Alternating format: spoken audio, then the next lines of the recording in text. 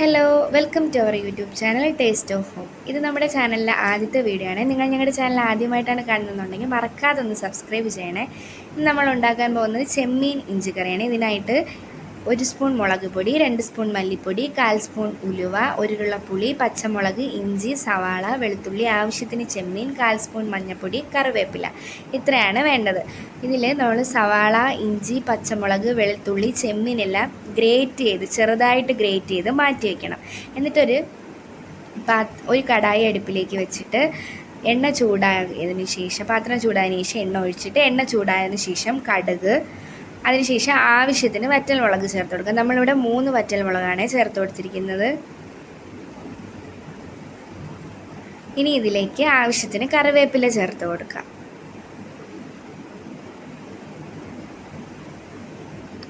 എന്നിട്ട് നമ്മൾ നേരത്തെ ഗ്രേറ്റ് ചെയ്ത് വെച്ച പച്ചമുളകും വെളുത്തുള്ളിയും ആഡ് ചെയ്ത് കൊടുക്കുക.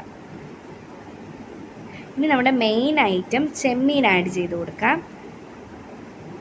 ചെമ്മീൻ നമ്മൾ ഇതിൽ ആഡ് ചെയ്യുമ്പോൾ ഇതുപോലെ ഇളക്കി കൊടുക്കണം, മിക്സാക്കി കൊടുക്കണം. കാരണം ചെമ്മീൻ കട്ട പിടിക്കാൻ ചാൻസ് ഉണ്ട്.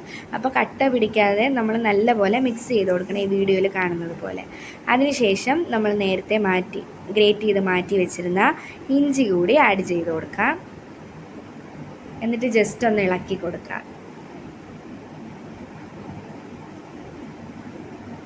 ഇനി ഇതിലേക്ക് സവാള കൂടി ആഡ് ചെയ്ത് കൊടുക്കാം.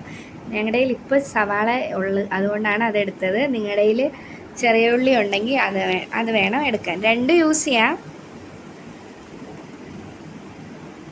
ഇനി ഇതൊരു ഗോൾഡൻ ബ്രൗൺ കളർ ആവുന്നവരെ നമ്മൾ ഇത് ഇളക്കി കൊടുക്കണം. കാരണം ചെമ്മീൻ തമ്മിൽ കട്ട പിടിക്കാൻ ചാൻസ് ഉണ്ട്. ആ കട്ട പിടിക്കാതിരിക്കാൻ വേണ്ടിയിട്ടാണ് നമ്മളിങ്ങനെ മിക്സ് ചെയ്ത് കൊടുക്കുന്നത്.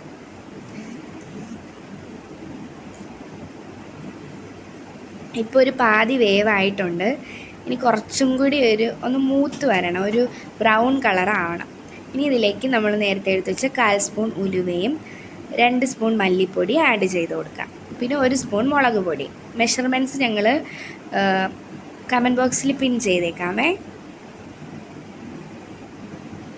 ഇതിൽ ആവശ്യത്തിന് ഉപ്പും കൂടി ഇട്ട് നല്ലപോലെ മിക്സ് ചെയ്തെടുക്കാം. ഒരു ലോ ഫ്ലെയിമിൽ വേണം ഇത് മിക്സ് ചെയ്യാനേ. അടുപ്പിലാണെങ്കിൽ ചെറിയ തീയിൽ. ഇനി ഇതിലേക്ക് ആവശ്യമായ പുളിവെള്ളം ഒഴിച്ചു കൊടുക്കാം. എന്നിട്ട് നല്ലതുപോലെ യോജിപ്പിക്കാം. ഇതിൽ എണ്ണ തെളിഞ്ഞ് വരുന്നത് വരെ നമ്മളിത് വറ്റിക്കണം. ഞങ്ങളിത് കുറച്ച് കറി കൂട്ടിയാണ് എടുത്തിരിക്കുന്നത്. നിങ്ങൾക്ക് വേണമെങ്കിൽ ആവശ്യത്തിന് ഇത് വറ്റിച്ചെടുക്കാം. ഇനി നമുക്കിത് പാത്രത്തിലേക്ക് സെർവ് ചെയ്യാം. ഇത് ചോറിനും ചപ്പാത്തിക്കും ഒരു മസ്റ്റ് ട്രൈ ആയിട്ടുള്ള ഐറ്റമാണ്. നിങ്ങൾ എന്തായാലും ഇത് നിങ്ങളുടെ വീട്ടിൽ ട്രൈ ചെയ്തെടുക്കണം. വളരെ സിമ്പിളായിട്ടുള്ള ഒരു റെസിപ്പിയാണ്, വെറൈറ്റി ആയിട്ടുള്ളൊരു റെസിപ്പിയാണ്. നിങ്ങളുടെ ഫീഡ്ബാക്ക്സ് കമൻറ്റ് ബോക്സിലൂടെ ഞങ്ങളെ അറിയിക്കണം. അപ്പോൾ ഇനി ഇതുപോലുള്ള വെറൈറ്റി ആയിട്ടുള്ള ഡിഷസിന് വേണ്ടിയിട്ട് ഞങ്ങളുടെ ചാനൽ മറക്കാതെ സബ്സ്ക്രൈബ് ചെയ്യുക. എന്തെങ്കിലും പോരായ്മകളുണ്ടെങ്കിൽ കമൻറ്റ് ബോക്സിൽ അറിയിക്കുക. താങ്ക്